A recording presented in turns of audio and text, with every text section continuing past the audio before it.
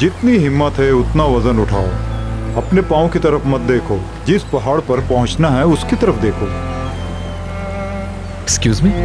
परेशान नजर आ रहे हो, क्या तुम्हें परेशानी का हल मालूम है? चाचा तुम क्या कह रहे हो, मुझे कुछ समझ नहीं आ रहा। मैं तो बस थोड़ी देर यहाँ सुकून करने के लिए रुका था। मैं जमील। मैं उजान हूँ। मोहब्बत की बात है क्या, या पैसे का मसला है? दोनों ही हैं शायद, मुझे नहीं मालूम। मालूम करने में कोई बुराई नहीं है, ना मालूम करना बुराई है। तो मैं कैसे जानूंगा, ये भी नहीं मालूम।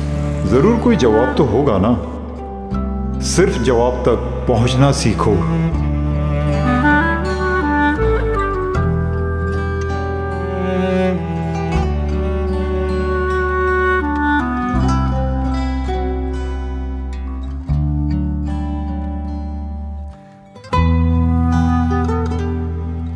लेकिन याद रखो, जो चीज नजर आती है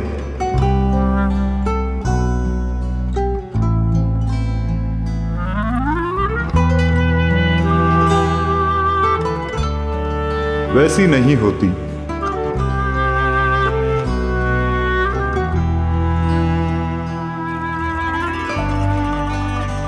एहतियात से देखो, जिस चीज को देख रहे हो उसमें कुछ मुख्तलिफ नजर आएगा।